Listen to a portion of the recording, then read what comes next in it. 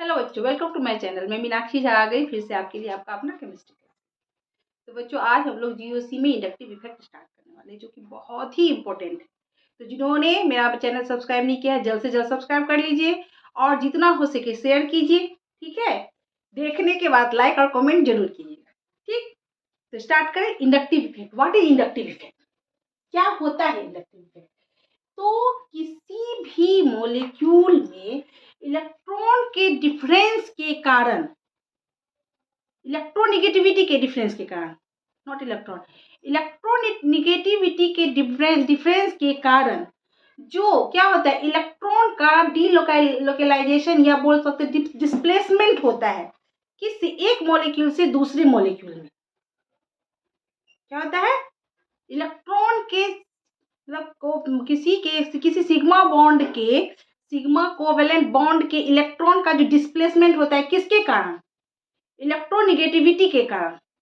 किसी मॉलिक्यूल के covalent bond के सिग्मा इलेक्ट्रॉन का जो डिस्प्लेसमेंट होता है या डीलोकलाइजेशन होता है, डीलोकलाइजेशन मतलब आंशिक विस्थापन बोल सकते हैं, जो होता है, ठीक है, उसे ही इंडक्टिव इफेक्ट कहते हैं।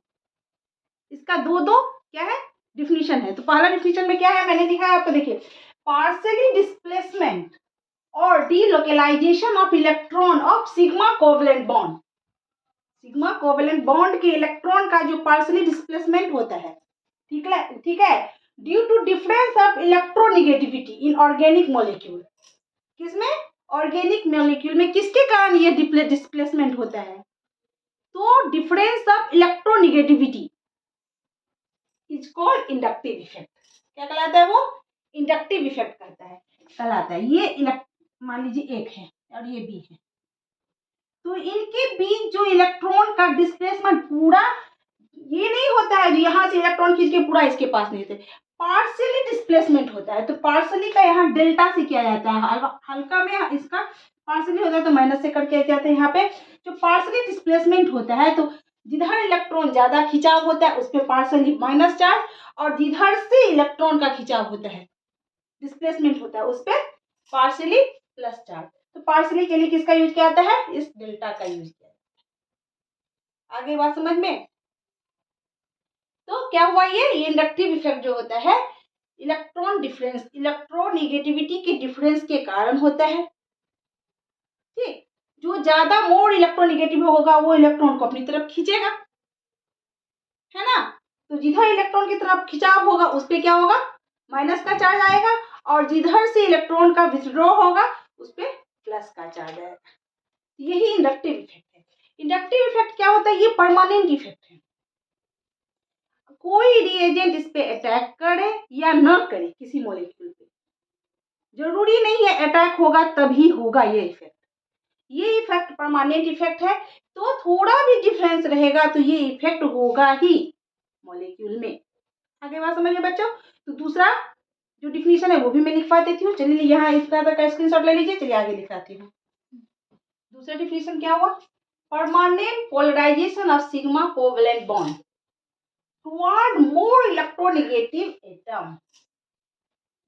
क्या होगा? परमानेंट पोलराइजेशन होगा, पोल जनरेट होगा ना, क्या इलेक्ट्रॉन डिफरेंस के कारण एक तरफ जो इलेक्ट्रॉन जिधर खिंचा हुआ उधर माइनस पोल, और जिधर से इलेक्ट्रॉन का विड्रॉ हुआ पहले प्लस होते से प्लस, इलेक्ट्रोनिगेटिविटी के कारण क्या होता है? पोल जनरेट होता है। ठीक है, यह क्या बोल रहा है? Permanent polarisation of sigma covalent bond toward more negative atom developing partially but opposite charge होगा ही। पार्शियली चार्ज होगा लेकिन अपोजिट चार्ज होगा।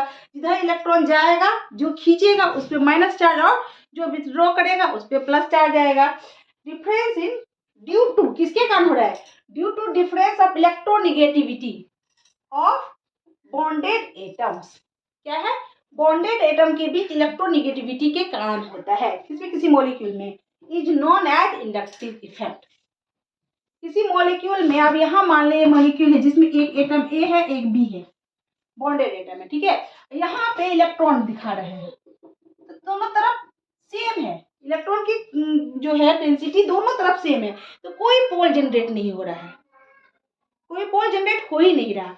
वही दूसरी तरफ अगर हम देखें, यहाँ देखिए ए और बी, और एक तरफ क्या है, यहाँ बहुत सारा इलेक्ट्रॉन का डेंसिटी है, तो इलेक्ट्रॉन की तरफ, यहाँ बी की तरफ बहुत ज्यादा इलेक्ट्रॉन, ए की तरफ कम है, तो यहाँ पोल जनरेट हुआ। और जिधर इलेक्ट्रॉन ज्यादा हुआ ये मोस्ट इलेक्ट्रोनिगेटिव एलिमेंट हो जाएगा, ज्यादा होगा तो इस पे क्या आ जाएगा, पार्सली माइनस चार्ज, इस पे क्या हो जाएगा, पार्सली प्लस चार्ज आ जाएगा। ठीक है, तो यहाँ क्या हो गया, पोल जनरेट हो गया, पार्सली पोलराइजेशन हो रहा है, लेकिन किसके कारण हो रहा है, ड्यू टू इलेक्ट्रोनिगेटिविटी। आगे बात समझ में, दोनों डिफिनेशन अब दिखलाते हैं कैसे क्या होता है इसका। चलिए देखिए, ऑर्गेनिक केमिस्ट्री में किसकी इलेक्ट्रोनिगेटिव इंडक्टिव इफेक्ट किसका ज्यादा होगा, किसके डिफरेंस में। ठीक है, मान लीजिए यहाँ पे एक अल्काइल ग्रुप लगा हुआ है, ठीक, और इसमें अल्काइल ग्रुप में एक जो क्या है, ये फंक्शनल ग्रुप लगा हुआ है, तो कौन ज्यादा इलेक्ट्रोनिगेटिव होगा और किसमें कौन इलेक्ट्रॉन विथड्रॉइंग ग्रुप होगा और कौन इलेक्ट्रॉन डोनेटिंग ग्रुप होगा। ठीक है, तो चलिए मान लीजिए जब क्या होगा, इलेक्ट्रोनिगेटिविटी अगर जी की ज्यादा है किससे, सी की अपेक्षा, तो इसमें इस टर्म में क्या होगा, जी क्या है, जी इक्वल टू क्या होगा, ये जी हो सकता है ऑक्सीजन, हेलोजन, नाइट्रोजन। ठीक है, ये सारा ग्रुप होगा जी।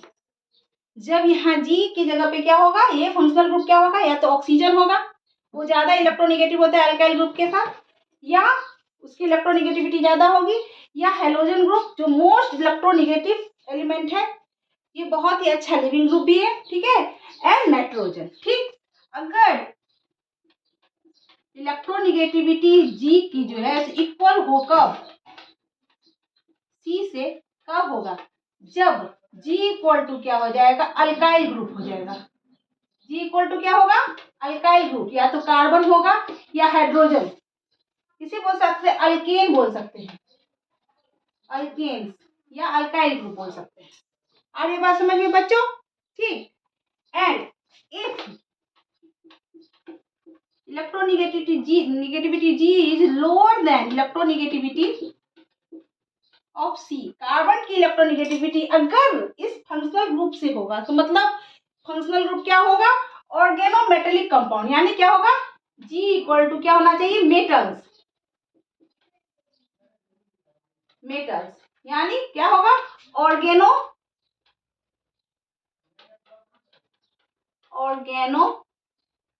मेटेलिक कंपाउंड, मेटेलिक कंपाउंड,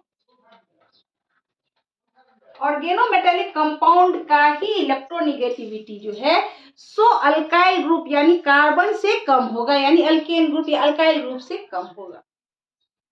नहीं तो अगर फंक्शनल ग्रुप जी, मान लीजिए यहाँ पे फंक्शनल ग्रुप है, अगर जी की इलेक्ट्रोनिगेटिविटी कार्बन यानी अल्काइल ग्रुप से ज्यादा है, तो किस टर्म में होगा, किस कंडीशन में, जब फंक्शनल ग्रुप क्या क्या होना चाहिए, फंक्शनल ग्रुप होगा या तो हेलाइड होगा, हेलाइड हेलोजन में क्या क्या आता है, फ्लोरीन ब्रोमीन आयोडीन, उसकी इलेक्ट्रोनिगेटिविटी बहुत ज्यादा होती है, या तो ऑक्सीजन होगा या तो नाइट्रोजन होगा। ठीक, अगर दोनों की इलेक्ट्रोनिगेटिविटी इक्वल हो, यानी क्या हो, अल्काइल ग्रुप ही लगा हुआ है या तो हाइड्रोजन लगा है, हाइड्रोजन और कार्बन की इलेक्ट्रोनिगेटिविटी ऑलमोस्ट सेम होती है। If electronegativity of carbon is greater than functional group, then functional group is organometallic compound, तो फंक्शनल ग्रुप क्या होगा, ऑर्गेनोमेटेलिक कंपाउंड।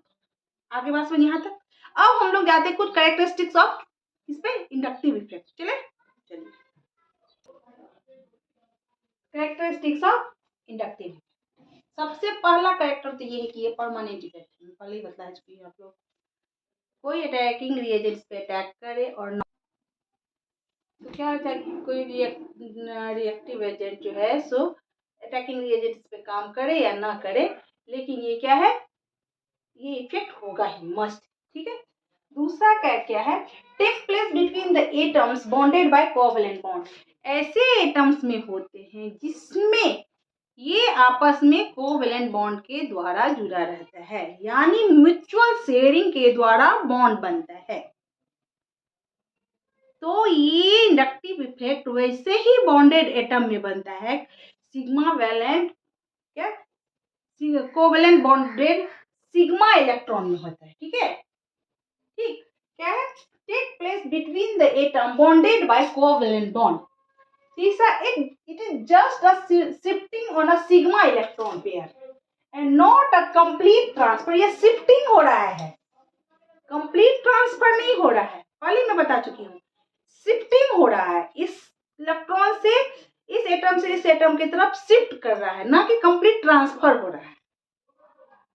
कोवलेंट बॉन्ड में क्या होता है, म्यूचुअल शेयरिंग होता है, तो एक की तरफ खिंचाव ज्यादा एक की तरफ कम.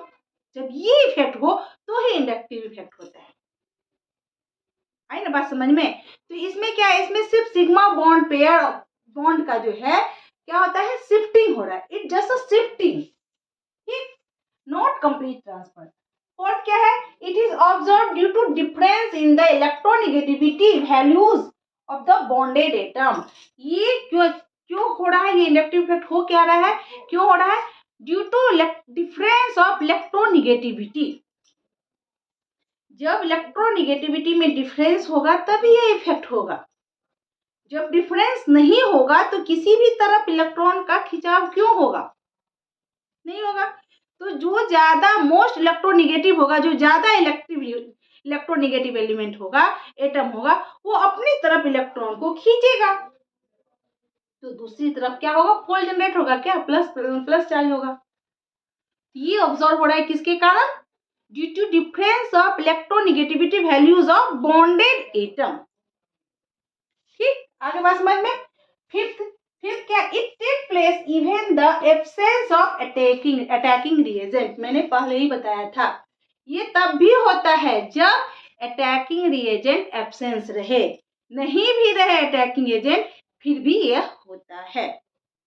चलिए अब एक देखते हैं 6 वाला कैरेक्टरिस्टिक. देखिए यहाँ कार्बन का बहुत बड़ा बॉन्ड ले लेती हूँ मैं, चेन लेती हूँ. 1 2 3 4 5 मान लीजिए 6 7 का ले लेते. यहाँ पे लगाया कोई फंक्शनल ग्रुप जो मोस्ट इलेक्ट्रोनेगेटिव है, बहुत मोर इलेक्ट्रोनेगेटिव है.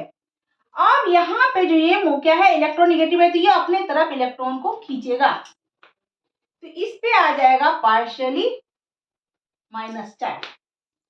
चूंकि यह इस कार्बन से इलेक्ट्रॉन खींच रहा है, क्या कर रहा है, कार्बन से इलेक्ट्रॉन खींच रहा है. तो चूंकि जब इस पे ये इलेक्ट्रॉन खींच रहा है तो इस पर पार्शियली माइनस प्लस चार्ज आ जाएगा, माइनस चार्ज आ जाएगा ना पार्शियली.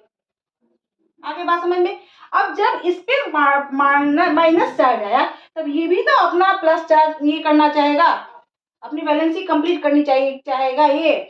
तो ये क्या करेगा, चूंकि इस पे सबकी जो है सो निगेटिव इलेक्ट्रोनेगेटिविटी सेम है, कार्बन की इलेक्ट्रोनेगेटिविटी सेम है निगेटिविटी, बट चूंकि इस पे से इलेक्ट्रॉन को खींच लिया गया है इसीलिए इस पे पार्शियली प्लस चार्ज आया है. अब ये भी अपना पार्शियली प्लस चार्ज को हटाने के लिए इधर से इलेक्ट्रॉन खींचेगा ना, इधर से इलेक्ट्रॉन, इस पे माइनस आएगा, ये पार्शियली माइनस होगा. अब इस पे भी आ गया तो ये भी अपनी इलेक्ट्रॉन इसका माइनस का कंप्लीट करने के लिए, अपनी इलेक्ट्रॉन की डिफिशियंसी को कंप्लीट करने के लिए माइनस चार्ज कब आता है, जब इलेक्ट्रॉन की प्लस चार्ज कब आता है, जब इलेक्ट्रॉन डिफिशियंस हो, और माइनस चार्ज जब इलेक्ट्रॉन रिच हो. क्योंकि इसमें से इलेक्ट्रॉन खींच लिया है तो इस पे माइनस चार्ज है, इस पे प्लस चार्ज आया था. अब इसने अपनी इलेक्ट्रॉन डिफिशियंसी को कम करने के लिए इस कार्बन से इलेक्ट्रॉन खींचा, ठीक, और फिर इस पे भी आ गया प्लस चार्ज, तो इसने भी अपनी इलेक्ट्रॉन की कमी को पूरा करने के लिए इस कार्बन से इलेक्ट्रॉन खींचा. बट तीसरा कार्बन के बाद क्या होता है, ये इंडक्टिव इफेक्ट जो है निग्लेजिबल हो जाता है, यानी नलीफाई हो जाता है. इसके आगे ये नहीं शो करता इंडक्टिव इफेक्ट, 3 कार्बन तक ही शो करता है, इसके आगे ये इंडक्टिव इफेक्ट शो नहीं करता है. आगे बात समझ में. आगे क्या हुआ, ये फंक्शनल ग्रुप क्या है, मोर इलेक्ट्रोनेगेटिव है. तो ये इलेक्ट्रोनेगेटिव है तो क्या हो गया, दोनों के बीच में इलेक्ट्रोनेगेटिविटी डिफरेंस है, तो ये इलेक्ट्रॉन खींचा. जैसे इलेक्ट्रॉन खींचा तो कार्बन पे आ गया कौन सा चार्ज, प्लस चार्ज, यानी वो इलेक्ट्रॉन डिफिशियंस हो गया. अब क्योंकि उसमें इलेक्ट्रॉन की कमी हुई तो वो अपना इलेक्ट्रॉन तो पूरा करेगा, ऑक्टेट पूरा करेगा, तभी स्टेबल होगा. इसके लिए वो क्या किया, बगल वाले कार्बन, चूंकि इसकी दोनों की इलेक्ट्रोनेगेटिविटी सेम है बट इसमें से इलेक्ट्रॉन खींच लिया गया है, इसीलिए यह अपने इलेक्ट्रॉन की कमी को पूरा करने के लिए इस कार्बन से इलेक्ट्रॉन खींचेगा। इस केस में इस कार्बन की इलेक्ट्रोनिगेटिविटी इस कार्बन से ज्यादा है और इस कार्बन की इलेक्ट्रोनिगेटिविटी इस कार्बन से ज्यादा है। तो ये केस इसमें 3 ही कार्बन तक यह इंडक्टिव इफेक्ट शो होता है। तीसरे कार्बन के बाद चौथे कार्बन में ये क्या हो जाता है, नलीफाई हो जाता है, निग्लेजिबल हो जाता है, नहीं दिखता है। यहाँ तक बात समझ में आ गई। चलिए मैं इसको भी लिख के बता देती हूँ। इंडक्टिव इफेक्ट अभी मैंने जो बताया वही मैंने अभी लिखा है। क्या बताया मैंने, inductive effect transmitted through the chain of carbon atom. Transmitted हो रहा है ना, चेन ऑफ कार्बन एटम से मैंने दिखाया था 1 2 3 4 5 6 7 तक बताया था, ठीक है, बताया था ना, through the chain of carbon atom, but it is initially decreases as the distance of withdrawing group from carbon atom increases। जैसे जैसे इस कार्बन ग्रुप का चेन बढ़ता जाता है, उसके बीच का डिस्टेंस बढ़ता जाता है, क्या हो जाता है, डिक्रीज होता जाता है, ठीक है। Carbon atom increases and the practically become negligible after third और फोर्थ कार्बन। मैंने अभी यही बताया था, तीसरा या चौथा कार्बन के बाद क्या हो जाता है, यह निग्लेजिबल हो जाता है, नहीं दिखता है। क्या होता है, नहीं दिखता है। इसके बाद ये दिखेगा ही नहीं, इसका इंडक्टिव इफेक्ट नहीं। अब आते हैं types of inductive effect. Inductive effect इतना देर तो हम लोग पढ़े थे इंडक्टिव इफेक्ट होता क्या है, कैसे जनरेट होता है इंडक्टिव इफेक्ट। अब आते हैं इंडक्टिव इफेक्ट कितने तरह के होते हैं। इंडक्टिव इफेक्ट 2 टाइप के होते हैं, प्लस आई इफेक्ट एंड दूसरा क्या होता है, minus inductive effect. Plus I effect and minus I effect.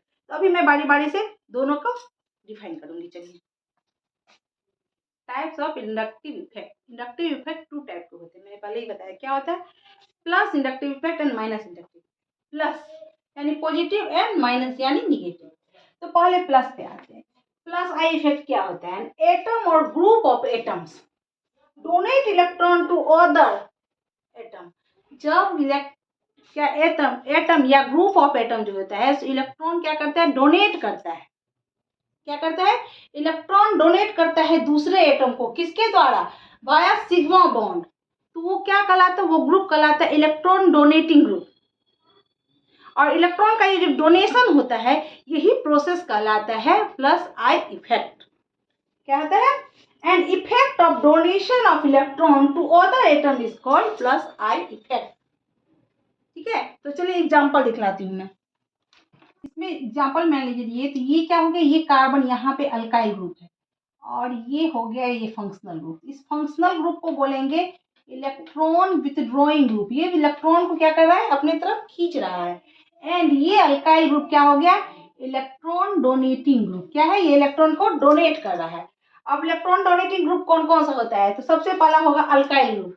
जितने अल्काइल ग्रुप होते हैं वो क्या होते हैं, इलेक्ट्रॉन डोनेटिंग ग्रुप होता है। इसके अलावा ऑक्सीजन पर माइनस चार्ज हुआ, COO एनायन बना, NH प्राइमरी एमाइन बना, ठीक, 1 डिग्री एमाइन बना, ठीक। इसके बाद जो हो गया, अब अगर डिक्रीजिंग ऑर्डर में देखें तो सबसे ज्यादा इलेक्ट्रॉन विथड्रॉइंग ग्रुप कौन कौन सा होता है, सबसे ज्यादा पहले 1 डिग्री, ये हो गया 3 डिग्री, 2 डिग्री, 1 डिग्री एंड ये 0 डिग्री यानी सुपर डिग्री कहते हैं इसे। 0 डिग्री को क्या बोलेंगे, सुपर डिग्री,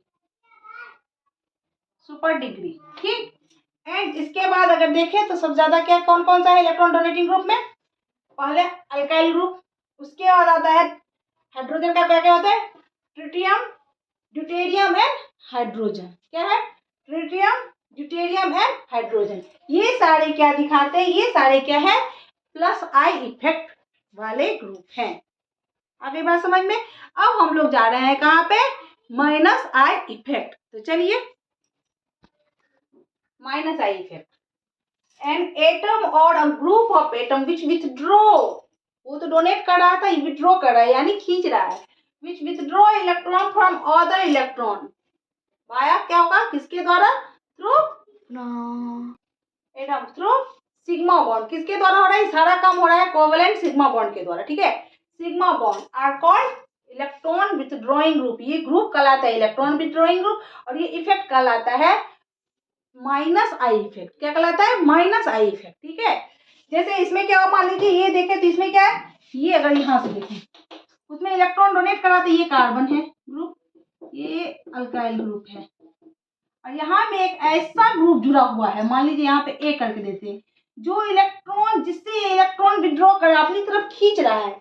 यहाँ से ये हो गया इलेक्ट्रॉन विड्रॉइंग ग्रुप, इसे EWG कहेंगे, इलेक्ट्रॉन विड्रॉइंग। अब ये हो गया इलेक्ट्रॉन डोनेटिंग ग्रुप, ये इलेक्ट्रॉन डोनेट कर रहा है। अब इलेक्ट्रॉन डोनेटिंग, जहाँ इलेक्ट्रॉन, ये कार्बन ज्यादा है इलेक्ट्रोनेगेटिव, इस केस में क्या था, क्या हो गया था, ऑर्गेनोमेटेलिक कंपाउंड जो होगा वो क्या होगा, कार्बन से कम इलेक्ट्रोनेगेटिव होता है। आगे बात समझ में। अब मैं एक चार्ट बना रही हूँ, किसका, माइनस आई इफेक्ट जो दिखलाते हैं, माइनस इंडक्टिव इफेक्ट जो दिखलाते हैं, मैं उसका चार्ट बनाऊंगी, उसको पूरी तरीके से अच्छे तरीके से याद कर लेना है। आगे बात समझ में। तो चलिए मैं चार्ट बता देती हूँ आप लोग को। माइनस आई इफेक्ट जो है, इसकी क्या है, कौन सबसे ज्यादा माइनस आई इफेक्ट दिखलाता है, कौन कब, इसमें क्या करें हम लोग, इंक्रीजिंग ऑर्डर में मैंने लिखा है। ठीक है, आप लोग इस तरह से याद करिए।